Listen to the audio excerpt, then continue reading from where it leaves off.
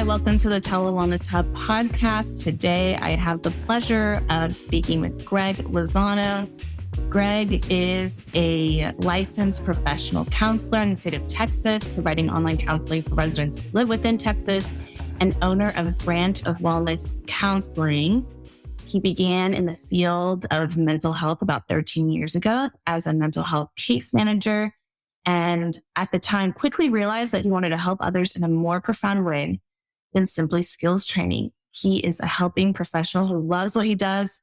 And when you meet with him, you notice the warmth that he brings to others' care. And he specializes in relationship issues, anxiety, and panic attacks. Welcome, Greg. Thank you. Thank you for having me. Yes, I'm excited to talk to you and just dive into more about relationships. And before we dive in, I want to ask you this question. Why do you do the wellness work that you do? Well, the simple answer is obviously just to help others. But the reason I like doing couples work and relationship work in general is because a lot of our experiences are based off of relationships. Mm-hmm. So somebody may come in with anxiety or depression or symptoms like that. But as you start to ask further and further, there's usually a contextual background involving relationships with others. Now, not to say that's the only cause of symptoms such as anxiety or depression, but there can be a lot of reasons for depression and anxiety stemming from relationship issues. Absolutely. I'm wondering, when people come to you and you might start noticing maybe there are aspects that are from the relationship that are being affected within anxiety and different things. What are some things you might notice? Well, when I do couples work, and even on an individual basis, when the individual client is coming with a relationship concern, the first thing that I go to is trying to get a feel for their attachment style. Mm-hmm. And so that's basically the way that they tend to relate to other people. And that's usually where anxiety can manifest itself. So be it a fear of abandonment or, fear of just losing their partner. And that's a good starting point because that gives me a map as to what it is that they're struggling with and how it is that I could help them. That's such a good point about attachment styles. There's a lot of conversations about that now. For those who might be familiar or aware, I don't know if you can give a little bit of some descriptions of some things, the types of attachment styles or things you might notice, like some signs of that you might have a certain type or lean towards a certain attachment style. Well, those dynamics, they're very interesting on the person that's on the receiving end, as well as on the person that's experiencing the conflict. And that would be, of course, depending on their specific attachment style. But if you have, for example, a mostly avoidant attachment style, then the way that person would respond to stress in the relationship would be to shut down. Got it. So that's a very common issue that I get. It's like I try and talk to him and he just shuts down. Like that's a very common phrase. And so that's where you begin to have issues with communication. Just that shutting and down. So, yeah. And the other attachment style, for example, can be an anxious type. And depending on the severity of it, they could feel so needy, and those types of attachment styles are evident when the person is very demanding. So you might hear their partner say, well, she's just too demanding, or he's just too demanding. He needs so much from me and he needs too much attention, or I can't do anything without them. That's how they manifest themselves within the context of relationships. When those needs are not met, the person can be susceptible to depression or anxiety about the relationship and whatnot. Right. How empowering it must be for your clients to learn more about their own attachment style or their own factors kind of playing a role, or also their significant others, and know that it has something to do with maybe their own attachment styles, their own relationships, outside relationships, and being able to really create tools or work on communication once knowing that. Right. Yeah. I think providing psychoeducation is very crucial and very important because they need to understand why they do what they do. And Right. it certainly helps. Like, for example, as I do this kind of work and I get my trainings and I do my readings, I reflect on my own attachment style. And so it puts into context, why we have the needs we have, and more especially how we go about getting those needs met. Right. I love that you say that because I think it's wonderful when therapists are really intentional about doing their own work. It's kind of like if you go to a personal trainer trying to get a workout for yourself, but they don't train, they don't do their workouts themselves. I think it's important to do the work yourself. So I think it's awesome that you're actively, mindfully looking at your own attachment style, doing your own trainings, of course, so that you can help make a bigger impact for others as well. And probably relate to them, right? It's just. Yeah. Mm-hmm. Yeah. Like I can see myself, and we're not set to like a particular attachment style. And, we're just we find ourselves boxed in. Like, it's not really that way. We can have a secured attachment base.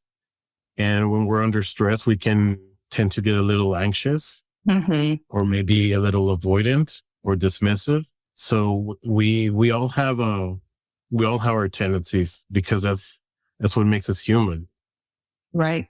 Absolutely. Right. There's not a one perfect way to operate all the time. We're human. There are things that come up. Absolutely. We all have our own experiences, our own cultural backgrounds, different factors that play a role. Absolutely. That makes the sense. Talking about kind of some things that you might show up as stressors or anxiety in relationships. I'm wondering if you can share a little bit about what are some signs or what are things to look for when in a healthy relationship, a healthy, fulfilling, meaningful relationship? Okay. So looking at it from an attachment-based lens, what a healthy relationship would look like would be one in which both people feel safe and secured in their relationship. What I mean by that is if one person can turn towards their partner and pretty much ask them, are you there for me? Mm-hmm. The other person willingly says, yes, I'm here for you. Now, I'm not referring to this as, literally just like that, but that type of bond manifests itself in a different way. For example, hey, I had a very hard day at work. And the other person can respond by, okay, well, what happened? Mm-hmm. You do seem a little bit stressed out. I wonder what it is that happened. Tell me about it. Mm-hmm. So that's the person reaching out to them and the other one being susceptible to it. And that's what dependability is. We can depend on our partner to be there emotionally for us. Right. Like having curiosity. I'm not an expert in relationships, but I've heard people mention things like bids for attention, right? They're sharing something and their partner speaks with curiosity, wanting to learn more, wanting to engage, investing in more about their partner. Yes. So pretty much, we can answer to our partners in multiple different ways. It's just whether or not how healthy it is. Right. Because if we tend to be avoidant and we shut down, well, that's a response. We're answering to them, but it's not the most ideal. Right. Because no response is still a response. That's interesting. You point that out. Right. Or we can be anxious ourselves and we're like, I can't hear you out right now, or whatever the case may be. There may be the anxiety within them that they're not ready to be available to them when they want to talk. Mm-hmm. So each attachment style has its ways of manifesting themselves within the relationship. Right. And there's not one size fits all, right? Everyone is different and brings in a different power to it. What are some of the common reasons people come for couples counseling or relationship coaching or counseling? I know that sometimes people think, well, things have got to be really bad. You're trying to decide, like, do I stay or do I go? But there are also people who go proactively, right, to work on their communication or certain goals. Yeah. Chris, what are some of the more common reasons or common things that you see people wanting to achieve through couples counseling? Usually what I get a lot is husbands or the male partners don't listen to their wives, or they don't pay attention.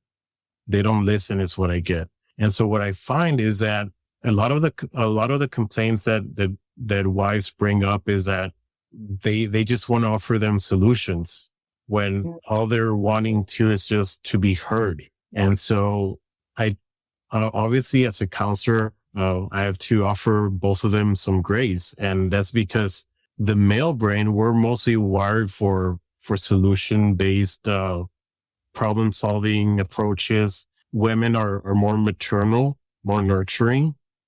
And so they value more an emotional response from their partner rather than just answers. So if you have a wife that came stressed out from work, having a hard day at work, and they start talking to their husbands about it, and their husbands automatically go to the solution. Well, have you tried this? Have you tried that? And it's not really that. They want to be heard as to how hard it was for them. They want to be understood as to how hard their day was. Mm-hmm. And it makes a lot of sense. My trainings that I get them from Dr. Sue Johnson. And the last training I took from her, she was stating how research has indicated that over the past few decades, the institution of marriage has shifted slightly from an economical one to an emotional one, meaning that partners are now seeking someone that's willing to listen to them, that's willing to be there for them emotionally, rather than being a good provider. And it makes sense because nowadays both people work. So we don't really depend on another person for income. We depend on them emotionally. That's interesting. Societal changes really influence relationships and the work that you do in your office, I'm sure, and the things that come up and the dynamics.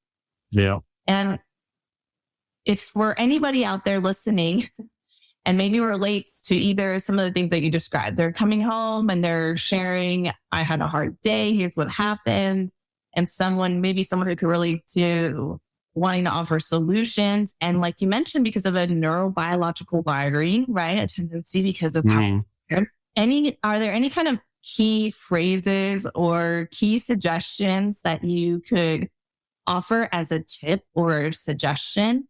Well, just being able to learn a little bit about active listening and being able to tell their partner what it is that they're hearing.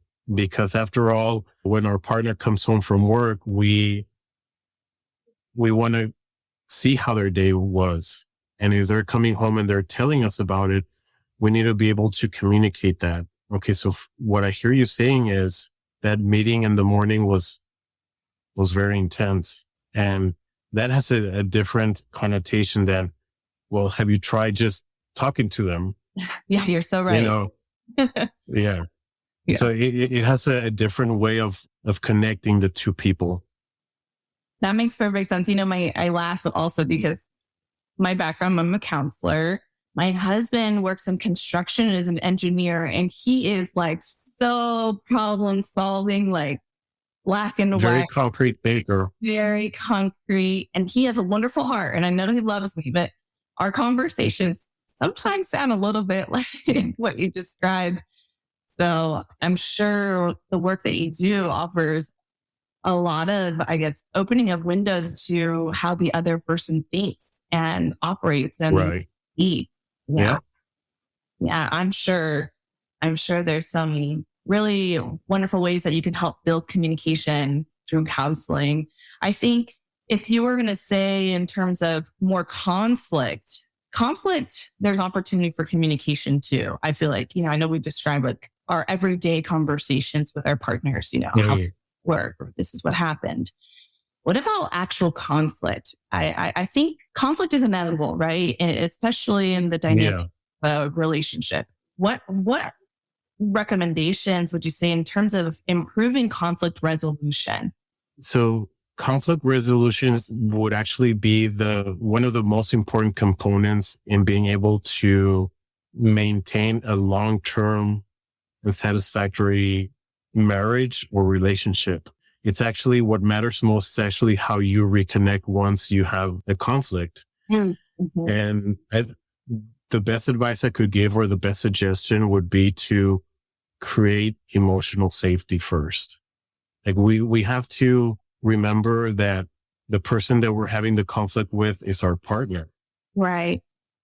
They're not our opponent or Right. enemy. Right. Because we get in that fight or fight, it's so easy to just be like, Right. Yes. And so being able to be vulnerable in that sense really helps the other person be like more open to approaching you. And the way that happens is that person should know that it's okay to go to my partner. Mm-hmm. Mm-hmm. He's not going to bash me or reject me. And that's where the correctional emotional experience comes into play with those who struggle with certain types of attachments. Okay. Well, what would that look like to make that emotional safety? I know everyone's different depending on style, depending on the circumstance, right? But what might that look like? Emotional safety can look like approaching our partner with tenderness, asking them if they're ready to talk. Just starting there. Being warm. Some people might be ready. Yeah. Sometimes the way I help my clients create safety is by, reaching for each other's hands. Because that certainly would calm anybody down. Like if you just hold their hands and say, hey, are we ready to talk? Can we talk now? Right. And just really sending them the message that it's okay for them to reach out. Right. So it takes both of them. It takes two to be vulnerable, because the person that's initiating the contact is making themselves vulnerable because they can get rejected. What if the other person's not ready? Mm-hmm. And what if you get rejected? What is I guess it could start a cascade, right? Of like feeling defensive for the rejection, but it's just learning not to give up and having that tenderness of that's your partner? Or what would you say? What would you say in that situation? Well, that's where you work with each other's attachment style. Mm-hmm. So if you have an anxious avoidant that really struggles to regulate their mood, and it's going to come down to the other person knowing them a little bit more. Mm-hmm. Like if they look calm enough to where they can be approached. Right. And keep in mind that it's not uncommon at all to be able to assign each person to an individual counselor, and then me seeing them as a couple, because there's some attachment styles that really require a lot of work, and that will go beyond the scope of a couple's session. Absolutely. That makes sense. It's a really good recommendation. I think sometimes people forget that they'll want to just do couples work, or what I've seen sometimes too is people say, my partner needs therapy, not me, right? Like they need to do something, not me. I'm sure you've seen that too. But the reality is, I'm sure just to have this space for both people to share openly and then come together with the couples counselor is really helpful. Are there trends with certain type of attachment styles typically pairing up? Are there certain ones that typically end up together? Do you know? I know certain personalities. I mean, the common ones that are well known in the field is, those tending towards narcissism really attract those that have a tendency towards dependency. Mm-hmm. Because it's kind of like they each provide what the other craves. Right. Mm-hmm. So But overall, the ideal situation is when each person has a mostly secured attachment style. Yeah. But the common trend is the anxious avoidant attachment styles, that they can be very emotionally responsive. Mm-hmm. And I see that pattern quite a lot. Yeah. Yeah. I was curious what kind of patterns you see.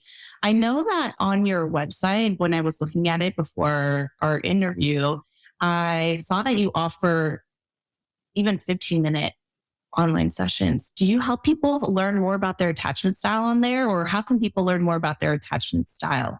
Does it require more of a longer session? Well, I put that in there just in case, there's ongoing, like, let's say that we go through a full course of treatment, right? And so those 15 minutes can be used as a touching base kind of thing, like every other month. Yes. Or they call back and they have a question. Hey, what was it that you said? I wasn't too clear on that. I think it's coming up. I just need a refresher. Yes. We'll just do a 15-minute phone call. Absolutely. No, that makes sense, because I know some people offer 15-minute sometimes intro. So I didn't know how that worked, but I think especially with couples, it's known, at least within the counseling field, you need a lot more time. It's two people coming together. Yeah. So yeah. Yeah. Yeah. So for that, definitely 1 hour weekly sessions to start off. And then as progress begins to take place, then we start spacing them out. Mm-hmm. Mm-hmm. But yeah, definitely. So the intro, like the consultations at first, they're free. Like there's no charge for that. Oh, wow. That's wonderful. That's really nice, because I think so often you don't know what counseling, there's people who've never done counseling, or you don't know what the counseling with that person might be like, which is part of why I wanted to make this podcast too. And so I think it's wonderful that you offer that opportunity for. Yeah. I'm currently in the process of revising my website, and that's one thing I'll make sure to include it, because I don't think I have that in there. Okay. Like free consults. Oh, wonderful. That's awesome. So, yeah, that's really neat. I want to shift gears a little bit, but at the same time, still want to talk a little bit about relationships, because before we hit record, we're talking a little bit about how another area of specialty is working with medical providers, like physicians. In the past, I have heard about, not in a professional sense, maybe you do too, but a lot of relationship issues can come up within medical professionals because of the high demands of work. Earlier you were talking about describing this example, coming home from work, and I'm thinking long hours, overnight shifts, being on call. So I'm wondering if we can shift a little bit to talk about physicians, medical providers. Do you have an area of expertise within working with that population? Just kind of what are some of the common challenges you see? Well, actually, when it comes to physicians, I have yet to work with them. I'm trying to work with them. Mm-hmm. And basically, one of the reasons why I wanted to do this podcast is to kind of make it known that there is help for doctors. Yeah. And what really made me think about this was that a while back, I read an article on Medscape on physician suicide. Oh, yeah. And it's kind of like we go to our doctors for our own issues, but I guess somehow we can easily forget that they're also human. Right. Yes. And so basically, like anything that I have training to provide help with, I want to offer that to physicians and medical doctors. Mm-hmm. Because I think that if there's anyone that may struggle with the stigma behind mental health, it would probably be them. Yes. Yes. So that's why I really want to like make it known that, there is help out there, and there's, HIPAA. And if you don't trust HIPAA, then we can just, do self-pay and not even worry about any paper trail that can come from filing insurance claims. Right. Unfortunately, that's something I've heard mentioned. Mm-hmm. My medical students, actually, I had medical students say they were concerned about a paper trail of them needing help, mental health support while completing residency, while completing medical school. They're concerned that that would impact their role as a medical provider. So I think that what you're doing or hoping to do, so I guess your specialty, your specialized area of interest, and I guess I misspoke. It would be. I want to extend it. Yes, I think it would be wonderful. I'm 100% in support of trying to find more support from our medical providers, especially after COVID. There was a lot they had to endure, plus other challenges. Like, I mean, I'm sure you can imagine a lot of issues, but especially with stigma of what's the stigma? Yes. So I'm glad that you're opening up the conversation and opening your door to help medical doctors. Yeah, because what you were saying, I mean, you have a point. You know, they work long hours. They take on extra shifts, and yeah, it takes its toll not just on them personally with the stress and all its effects, but with their loved ones as well, like their families, their kids, their wives. Yes. Just it has a big trickle down effect. And yeah, you mentioned physical, the demanding hours, all of those things. So any medical providers out there listening, Greg Lozano is out there available for you. When you live in Texas. Yeah.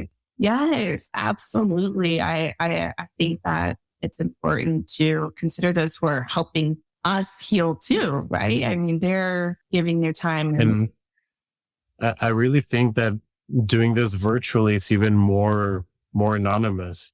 Yes. And I was already thinking ahead if I should get an office someday and see in-person clients, I would probably schedule them like 15 minutes apart. Right. Yeah. So that's about as much as I can think of that where I can really assure their anonymity. Yes. Their privacy. Yes. That's important within our field. Just everyone listening, and I know that you're really emphasizing it, that HIPAA, for those who aren't familiar, it's a Information Privacy and Protection Act. So you seeking mental health care is something that is private and protected. And we take it very seriously.